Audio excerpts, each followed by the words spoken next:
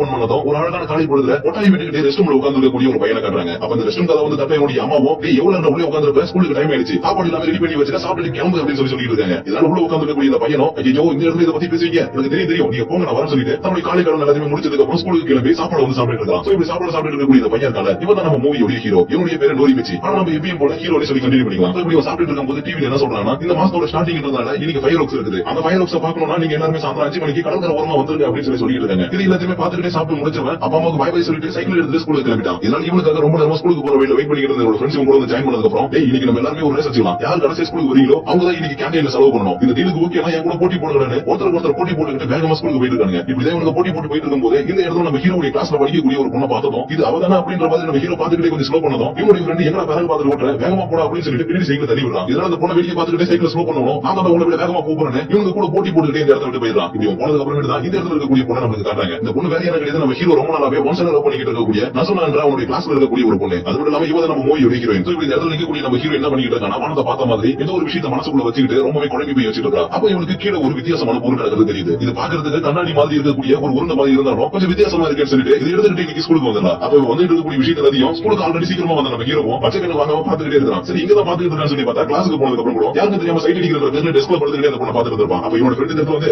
என்னடா எங்கே பாத்துட்டு இருக்க அப்படின்னு சொல்லி தட்டி எடுப்பதும் யாரும் சொன்னா வேடிக்கை பாத்துட்டு இருக்கேன், நான் சும்மா தான் உட்காந்துருக்கேன் பார்த்தா தெரியல அப்படி இப்படின்னு சொல்லி சமாளிச்சு இருக்கான். ஆனா இவனோட ஃப்ரெண்டுக்கு இவன் அந்த பொண்ணு லவ் பண்ற விஷயம் ஆல்ரெடி தெரிஞ்சிருக்கும். அதனால இவனை வெறுப்பேற்றதுக்காக என்ன சொல்றான், நீ ஃபயர் ஒர்க்ஸ் இருக்குல்ல அந்த ஃபயர் ஒர்க்ஸ்க்கு நசுனாவை கூட்டிட்டு போயிட்டு அவர்கிட்ட ப்ரோபோஸ் பண்றான்னு இருக்கேன். அப்படி நான் ப்ரோபோஸ் பண்ணாதான் எப்படி நம்ம ரியாக்ஷன் கொடுப்பா, ஓ யோசிக்கா நீ எனக்கு ப்ரோபோஸ் பண்ணிட்டு ஐ அம் சோ ஃபீல் எம்பரசிங் பண்ணி நம்ம ரியாக்ஷன் கொடுப்பானா அப்படி இப்படின்னு சொல்லி ரொம்ப வெறுப்பேற்றான். சோ இப்படி இவனை வெறுப்பேற்றி விளையாடிட்டு இருக்கும்போது இந்த இடத்துக்கு கிளாஸ் டீச்சர் வந்தாங்க. அதனால நம்ம ஹீரோ தனக்கு வந்த கோவத்தை வெளியில காட்டாம அமைதியா உட்காந்து கிளாஸ் கவனிக்க ஆரம்பிச்சிடறான். இப்படி நம்ம கிளாஸ் கவனிச்சாலும் இவனுடைய பார்வை எல்லாமே நம்ம ஹீரோயின் பக்கமா தான் இருக்கும். இதனால நம்ம ஹீரோயின் பின்னாடி திரும்பும்போது லைட்டா இவனை பார்த்தா கூட ஐயோ பாத்துட்டா அப்படின்னு இந்த இடத்துல கொஞ்சம் பதறி போயிடுவான். சோ அந்த அளவுக்கு இவன் நம்ம ஹீரோயினை ஒன் சைடா லவ் பண்ணிக்கிட்டே இருக்கான். ஆனா இந்த விஷயம் எதுவுமே நம்ம ஹீரோயினுக்கு தெரியாது. அதுக்கப்புறம் கொஞ்சம் நேரத்துல பிரேக் டைம் வந்ததுக்கு அப்புறம் நம்ம ஹீரோயின் மட்டும் தனியா வந்து டீச்சரை மீட் பண்ணி இவ காலையில இருந்து கையில வச்சிருந்த அந்த லெட்டரை எங்க அம்மா கிட்ட கொடுக்க சொன்னாங்க, கொடுத்து கிளம்பி போயிடலாம். இதனால டீச்சர் லெட்டர் ஓபன் பண்ணி படிக்கும் போது தெரியுது இவன் இந்த ஊரை விட்டு போக போறாங்க. ஏன்னா இவருடைய அப்பா இறந்து இப்ப சில மாசங்கள் தான் இருக்கும். இந்த சில மாசங்களுக்குள்ளே இவருடைய அம்மா வேற ஒருத்தவரை பார்த்து அவரை இப்ப கல்யாணம் பண்ணிக்க போறாங்க. அதனாலதான் வேற ஒருத்தர் கல்யாணம் பண்ணிக்கிட்டு வெளியூருக்கு போக போறேன், என்னுடைய பொண்ணுக்கு டிசி கொடுங்க அப்படின்றத கேட்கறதுக்காக ஒரு லெட்டர் எழுதி கொடுத்துட்டு இருக்காங்க. அதனால அப்படி இந்த இடத்துல சீனை கட் பண்ணி இன்னைக்கு ஈவினிங் ஸ்கூல் முடிஞ்சதுக்கு அப்புறம் ஸ்விமிங் பூல்ல வந்து உட்காந்துட்டு இதுக்கப்புறம் என்ன பண்ண போறேன்னு தெரியல கொஞ்சம் சோகமா உட்காந்துருக்கா. இப்படி சோகமா உட்காந்துக்கூடிய எல்லா விஷயத்தையும் இந்த இடத்துக்கு பிராக்டிஸ் பண்றதுக்காக வந்திருக்கக்கூடிய நம்ம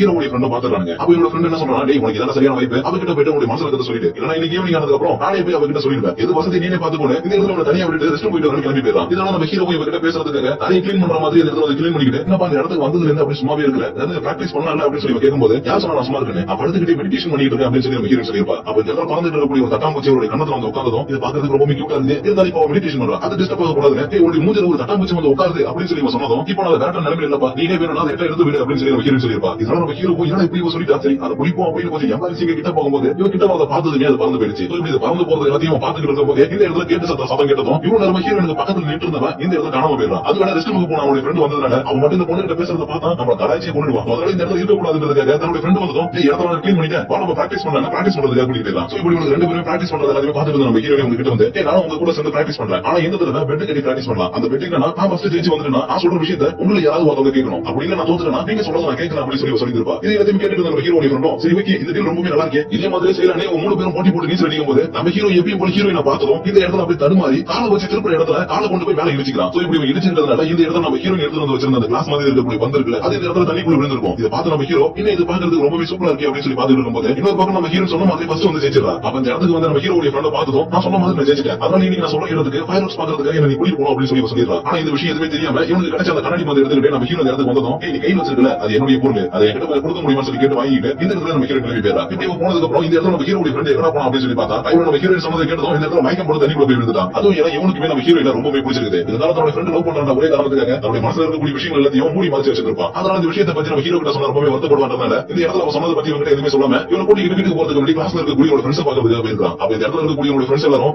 நீங்க ஃபயர் ஒர்க்ஸ் பார்க்க போறோம்ல அந்த ஃபயர் ஒர்க்ஸ் எப்பயுமே பிளாட்டா தான் இருக்கும், இல்ல ரவுண்ட் ஷேப்ல இருக்கும், பிளாட்டா தான் இருக்கும், இல்ல ரவுண்ட் ஷேப்ல தான் இருக்கும் அப்படின்னு மாறி மாறி பிளாட்டா இருக்கும் ரவுண்டா இருக்கும் சண்டை போட்டுட்டு இருக்காங்க. இப்படி ஒரு சண்டை போறத பாத்துக்கிட்டு இருந்த இன்னொரு ஃப்ரெண்ட் என்ன சொல்றானா நம்மளுக்கு இதுல சண்டை போடணும் நீங்க அது ரவுண்டா இருக்கா பிளாட்டா இருக்கா தெரிஞ்சுக்கணும் அவ்வளவுதானே. நம்ம ஊர்ல புதுசா லைட் ஹவுஸ் வந்திருக்காங்க அந்த லைட் ஹவுஸ்ல ஏறி இருந்து பார்த்தோம்னா ஃபயர் ஒர்க்ஸ் எல்லாமே ரொம்பவே கிட்ட தெரியும். சோ நீங்க நம்ம வீட்டுக்கு போனதுக்கு அப்புறம் கரெக்டா 5 மணிக்கு எல்லாரும் வந்துருங்க அங்க போயிட்டு ரவுண்டா இருக்கா பிளாட்டா இருக்கா நம்ம கண்டுபிடிக்கலாம்னு நம்ம ஃப்ரெண்ட்ஸ் கிட்ட சொல்லிட்டு இருப்பான். ஆனா நம்ம ஹீரோ மட்டும் இருக்கக்கூடிய ஒரு சேனல் பாத்துக்கிட்டு இதே மாதிரி ஒரு ஃபயர் ஒர்க்ஸ் டேல எப்படியாச்சும் ஒரு நாள் என்னோட மனசுல இருக்கிறத அவருக்கு சொல்லி ஆகணும், ஆனா அவன் ஏத்துக்கோடா இல்ல ஏத்துக்க மாட்டானே கொஞ்சம் குழப்பத்தோட நின்று இருக்கான். அதுக்கப்புறம் இந்த இடத்துல கிளம்பி வீட்டுக்கு வரும்போது இவனுக்கு வேண்டிய ஒரு ஃப்ரெண்ட் வீட்டுக்கு போய் ட்ரெஸ் எல்லாத்தையும் மாத்திட்டு இந்த இடத்துல வந்து கேம் விளையாடிட்டு இருக்கான். இதை பார்த்து நம்ம ஹீரோ இப்போ அந்த வீட்டுக்கு போனேன் அதுக்குள்ள இதுல வந்து சொல்லி கேட்கும்போது இவங்க கிட்ட இன்னைக்கு நம்ம ஹீரோயின் சொன்ன விஷயத்தை சொன்னா கண்டிப்பா திட்டு பண்றதுனால அதோட இங்க நம்ம ஃபயர் ஒர்க்ஸ் பார்க்க போலாம் சொல்லி பிளான் போட்டுருந்தோம்ல, அதுக்குள்ள எங்க அம்மா வந்து எனக்கு ஒரு வேலை கொடுத்தாங்க. அந்த வேலையை மட்டும் நான் செய்ய போனா ஃபயர் ஒர்க்ஸ்க்கு வரவே முடியாது. அதனால அந்த இடத்துல கிளம்பி இங்க வந்து நான் அப்படியே சொல்லிட்டு இருந்திருப்பேன். அதுக்கப்புறம் அப்படியே கொஞ்ச நேரம் கழிச்சு உங்களுக்கு 2 பேரும் தன்னோட ஃப்ரெண்ட்ஸ் சொன்ன மாதிரி ஃபயர் ஒர்க்ஸ் பார்க்கறதுக்கு கிளம்பும்போது நம்ம ஹீரோடி கால் அடிபட்டதை பார்த்ததும் நான் சொல்றது கேளு, நான் பார்ட் டைமா ஒர்க் பண்ண போய் ஹாஸ்பிடல் போயிட்டு ஃபர்ஸ்ட் ஒரு டிடி இன்ஜெக்ஷன் போட்டுக்கோ, அதுக்கப்புறம் நீ கிளம்பி ஃபயர் ஒர்க்ஸ் பார்த்துட்டு வரலாம். சோ இப்போ நான் போய் நம்ம ஃப்ரெண்ட்ஸ் பார்த்து ஃபயர் ஒர்க்ஸ் பார்க்கற இடத்துக்கு கூட்டிட்டு வரேன். நீங்க போயிட்டு இன்ஜெக்ஷன் போட்டுட்டு வந்துறான்னு சொல்லிட்டு இவன் தன்னோட ஃப்ரெண்ட்ஸ் பார்க்கறதுக்கு கிளம்பி போயிடலாம். இதே நேரத்துல இன்னொரு பக்கம் ஹீரோட ஃப்ரெண்ட் வீட்ல இல்ல அப்படின்றது தெரிஞ்சுக்கிட்டு அவன் பார்ட் டைமா ஒர்க் பண்ண போய் ஹாஸ்பிடலுக்கு வந்ததுக்கு அப்புறம் இசிக்கு வந்து இடத்துல இருக்கானா அப்படின்னு சொல்லி கேட்டிருப்பா. அப்ப ஜனங்களுக்கு கூடியவங்களும் அவன் வர வேண்டிய டைம் தான், இவனை கொஞ்சம் வெயிட் பண்ணி அவன் தான் பார்க்கலாம் அப்படின்னு சொல்லிடுறாங்க. இதனால இவனுக்கு என்ன நம்ம காலைல சொல்லி வரல அப்படின்ற மாதிரி கொஞ்சம் சோகத்துல போய் உட்கார்ந்து இருக்கும்போது தான் இந்த இடத்துக்கு நம்ம ஹீரோ ஊசி போறதுக்காக வந்திருப்பான். இதனால இங்க இருக்கக்கூடிய நம்ம ஹீரோட பார்த்ததும் இவன் என்ன பண்றான், சரி இவகிட்ட கொஞ்ச நேரம் பேசலாம், என்னாச்சு உனக்கு உடம்பு சரியில்லை அப்படின்னு சொல்லி விசாரிக்கும் போது இல்ல எனக்கு உடம்பு நல்லா இருக்கு, உன்னோட ஃப்ரெண்ட் இசிக்கு இன்னைக்கு ஹாஸ்பிடலுக்கு வருவானா அப்படின்னு சொல்லி கேட்கறான். இதனால நம்ம ஹீரோ இல்ல இன்னைக்கு அவன் வரமாட்டான் வெளியே இருக்கான் அப்படின்னு சொன்னதும் சரி ஓகே நான் இந்த இடத்துல கிளம்புறேன்னு சொல்லிட்டு ரொம்பவே சோகத்தோட இந்த இடத்துல கிளம்பி போறான். இப்படி சோகமா போறதை பார்த்ததும் என்னாச்சு இவளுக்கு எதுக்காக இசிக்கு தெரிய வந்தா, அது மட்டும் நம்ம சோகமா போறாங்க பின்னாடி போயிட்டு இருப்பான். அப்ப பின்னாடி வந்து இருக்கக்கூடிய பார்த்ததுக்கு அப்புறம் இன்னைக்கு நீ தான் வின் பண்ணணும்னு நினைச்சேன், ஆனா நீ வின் பண்ணவே இல்லை. அது மட்டும் இல்லாம உங்களோட ஃப்ரெண்டு கிட்ட என்ன கூட்டிட்டு ஒரு இடத்துக்கு ஃபயர் ஒர்க்ஸ் பார்க்கறதுக்காக போக சொல்லி கேட்டிருந்தேன். ஆனா வராதனால இப்ப என்னால சரியான டைமுக்கு போய் ரீச் ஆக முடியாது. அது எங்க தெரியுமா, ரயில்வே ஸ்டேஷனுக்கு. எனக்கு இந்த ஊர்ல இருக்கிறதுக்கு இப்ப பிடிக்கல. என்னுடைய வாழ்க்கையில நடக்கக்கூடிய சில விஷயங்களால நான் இடத்தை விட்டு போகணும்னு நினைச்சேன். பரவாயில்ல இப்ப அவன் வரணும்னாலும் கொஞ்ச நேரம் கழிச்சு நான் இடத்தை விட்டு போக தான் போறேன். ஆனா எதுக்காக போறேன் எங்க போறேன்னு நான் உங்ககிட்ட சொல்லவே மாட்டேன். அதனால இதுக்கப்புறம் நம்ம சந்திக்கணும்னு விதி இருந்ததுன்னா அப்ப நான் உங்ககிட்ட இதெல்லாம் சொல்றேன் அப்படின்னு சொல்லிட்டு இவன் இந்த இடத்துல கிளம்பி போயிருப்பான். ஆனா இவன் சொல்லிட்டு போனது எல்லாத்தையும் கேட்டு நம்ம ஹீரோவும் அப்ப இதுக்கப்புறம் நான் என்னுடைய வாழ்க்கையில பார்க்கவே முடியாது அப்படின்ற மாதிரி நின்றுட்டு இருப்பான். இப்ப இவன் நின்றுட்டு இருக்கவும் முன்னாடி போன ஹீரோயின் அடிச்சு பிடிச்சி இந்த பக்கம் ஓடி வரா. ஏன்னா இவன் வீட்டை விட்டு ஓடி போக போறான் அப்படின்ற விஷயம் தெரிஞ்சுக்கிட்டு இவருடைய அம்மா இவனை கூட்டிட்டு போறதுக்காக வந்திருக்காங்க. இதனால இவருடைய அம்மா இந்த இடத்துல இவன் இழுத்து போகும்போது நம்ம ஹீரோவை பார்த்து என்னை எப்படியாவது இவங்க கிட்ட காப்பாத்து அப்படின்னு சொல்லி கத்திட்டு போயிருப்பா. இதனால நம்ம ஹீரோ இவனை காப்பாத்துறதுக்காக ஓடி வரும்போது இந்த இடத்துல இவனுடைய ஃப்ரெண்டு மத்த ஃப்ரெண்ட்ஸ் எல்லாரையும் கூட்டிட்டு ஃபயர் ஒர்க்ஸ் பார்க்கறதுக்காக இந்த பக்கமா வந்திருப்பான். அது மட்டும் இல்லாம நம்ம ஹீரோ இட்டு போன அவருடைய அம்மாவும் அவளோட கார்ல இட்டு கிளம்பி போயிட்டாங்க. இந்த விஷயத்தை எல்லாத்தையும் பார்த்து நம்ம ஹீரோவும் எனக்கு நீ துரோகம் பண்ணிட்டல, அவன் உன ஃபயர் ஒர்க்ஸ் கூட்டம் அந்த விஷயத்தை நீ எனக்கு சொல்லவே இல்லை, உன விட மாட்டானே தன்னோட ஃப்ரெண்ட் வந்து ஓடி வந்து அடிச்சுட்டு இருக்கான். சோ இப்படி அடிச்சது மட்டும் இல்லாம இன்னைக்கு காலையில இவன் போக வேண்டிய இடத்துல நான் போயிருந்தா என்ன அவ்வளவு ஃபயர் ஒர்க்ஸ் கூட்டிட்டு போக சொல்லி இருப்பா. இப்போ நான் என்ன பண்றது அப்படின்னு சொல்லி யோசிச்சுட்டு நடந்து வந்து இருக்கும்போது தான் இவனுக்கு முன்னாடி நம்ம ஹீரோயினுக்கு கிடைச்ச அந்த கண்ணாடி மாதிரி இருக்கக்கூடிய அந்த பந்து இருக்குல்ல அது கீழே கிடந்திருக்கும். அதாவது எடுத்து பார்த்துட்டு இருக்கும்போது இதை மட்டும் நான் அந்த இடத்துல பார்க்காம இருந்தா என் கால அடிப்பட்டது அப்புறம் பொருட்படுத்தாம அவளை நான் சீக்கிரமா போய் பார்த்து இருப்பேன். அதனால இது இனிமேல் கண்ணு படவே கூடாது அப்படின்னு சொல்லிட்டு வேகமா தூக்கி கிடாசிருப்பான்.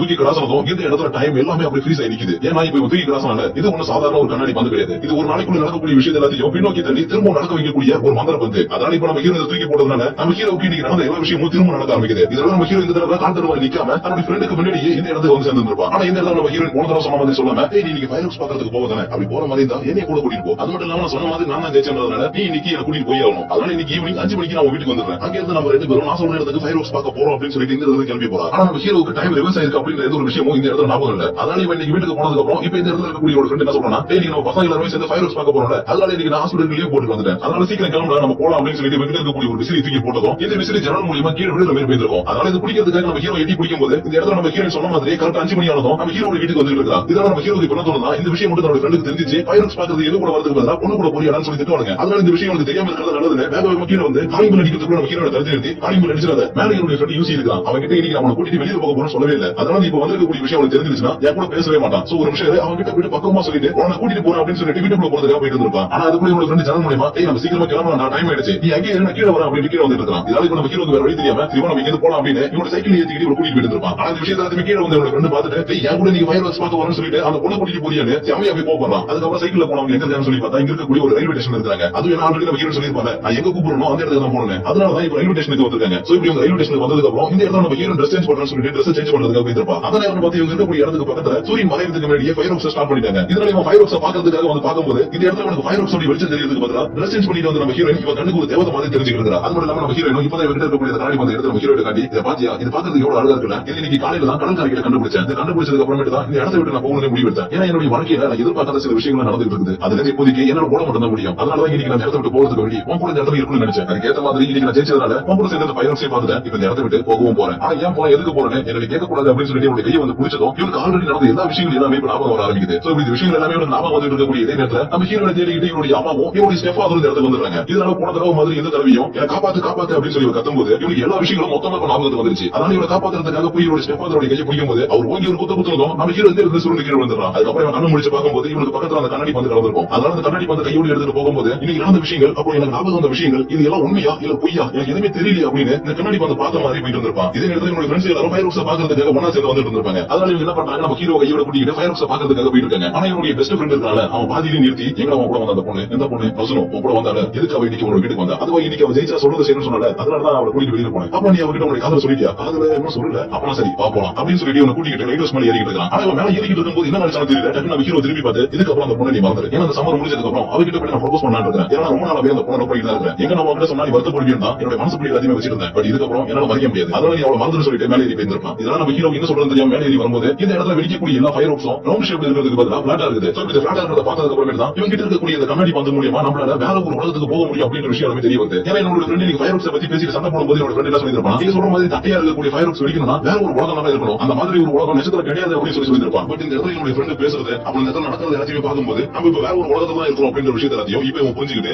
இது வரைக்கும் பண்ண எல்லா தப்பையும் நானே சரி பண்றேன், இந்த கண்ணாடி பந்து திரும்பவும் வேகமா தூக்கி போடுறான். இப்படி தூக்கி போட்டதால இந்த நாள் அப்படி ரிப்பீட் ஆயிடுது. அதனால இந்த தடவை போன தடவை மாதிரி அடி வாங்காம அந்த அடியில தப்பிச்சு நம்ம ஹீரோனை கூட்டிட்டு இந்த ட்ரெயின் உள்ள ஏறிடுறான். இந்த ட்ரெயின்ல ஏறதுக்கு அப்புறமேட்டு நம்ம ஹீரோ இப்போ ஒருத்தவங்க கூட்டிட்டு போறதுக்காக வந்தாரு. அவர் தான் அவருடைய அப்பா அப்படின்னு சொல்லி கேட்கும்போது அவர் உண்மையோட அப்பா கிடையாது. உண்மையை சொல்லணும்னா எங்க அம்மா கல்யாணத்துக்கு வேண்டி வேற ஒருத்தர் காதலிச்சிருந்தாங்க. அவர் மூலமா கர்ப்பம் ஆனதுக்கு அப்புறம் அவரை விட்டுட்டு வேற ஒருத்தர் கல்யாணம் பண்ணிட்டாங்க. இருந்தாலும் அவர் என்னதான் என்னுடைய அப்பா இல்லைன்னா கூட நான் பிறந்ததுக்கு அப்புறம் அவர் என்ன ரொம்பவே நல்லாவே தான் பாத்துக்கிட்டாரு. ஆனா சில மாசங்களுக்கு வேண்டி ஒரு ஆக்சிடென்ட்ல அவர் இறந்துட்டாரு. அப்படி அவர் இறந்த அடுத்த மாசமே எங்க அம்மா இன்னொருத்தர் கல்யாணம் பண்ணிட்டாங்க. இதனால என்னோட வீட்டுக்கு பக்கத்துல இருக்கிறவங்க என்ன சுத்தி இருக்கிறவங்க எல்லாருமே என்ன தப்பு தப்பா பேச ஆரம்பிச்சாங்க. இதை தாங்கிக்க முடியாம தான் இப்ப என்னோட வீட்டை விட்டு நான் வெளியில வந்துட்டேன். ஆனா இப்ப கூட என்ன விடாம இவங்க துரத்தி வந்துட்டே தான் இருக்காங்க. இருந்தாலும் பரவாயில்ல, இப்பதான் நீ என்ன காப்பாத்திட்டேன். அதனால இப்ப நான் டோக்கியோ சிட்டிக்கு போனதுக்கு அப்புறம் ஒரு பெரிய பணக்கார மாற போறேன் அப்படின்னு இவருடைய குரல்ல ரொம்ப சூப்பரான ஒரு பாட்டை பாடியிருப்பா. அப்ப இவங்க இருக்கக்கூடிய இந்த ட்ரெயினிங் இருக்கக்கூடிய ஒரு டனலை தாண்டி பக்கத்துல இருக்கக்கூடிய ஒரு ஸ்டேஷன் நிக்க போகும்போது உன்னுடைய ஃப்ரெண்ட் யாசுமே நிக்கிறான் பாரு அப்படின்னு சொல்லி ஹீரோ சொல்லியிருப்பா. இதனால நம்ம ஹீரோவும் இந்த யாசுமேவா அப்படின்னு சொல்லி திரும்பி பார்க்கும்போது யாசுமேவோ இவங்க ரெண்டு பேரும் ட்ரெயின்ல தான் இருக்காங்க கரெக்டா பார்த்துட்டு ட்ரெயினுக்கு பின்னாடி ஓடி வந்துட்டு இருக்கான். இப்படி இவன் வரது மட்டும் இல்லாம இன்னொரு கார்ல வந்து இவருடைய அம்மாவோ ஸ்டெப் ஆத்துல இருந்து வந்திருப்பாங்க. இதனால நம்ம ஹீரோவுக்கு ஹீரோ எடுக்கிற என்ன பண்றது முடிச்சிட்டு இருக்கும்போது அப்பதான் இவங்களுக்கு அந்த ரைட்டர்ஸ் தெரிஞ்சிருக்கும். அதனால இவங்க கிட்ட தப்பிச்சு இந்த ரைட்டர்ஸ் ஓடி வந்துடுறாங்க. அது வேணா நம்ம ஹீரோ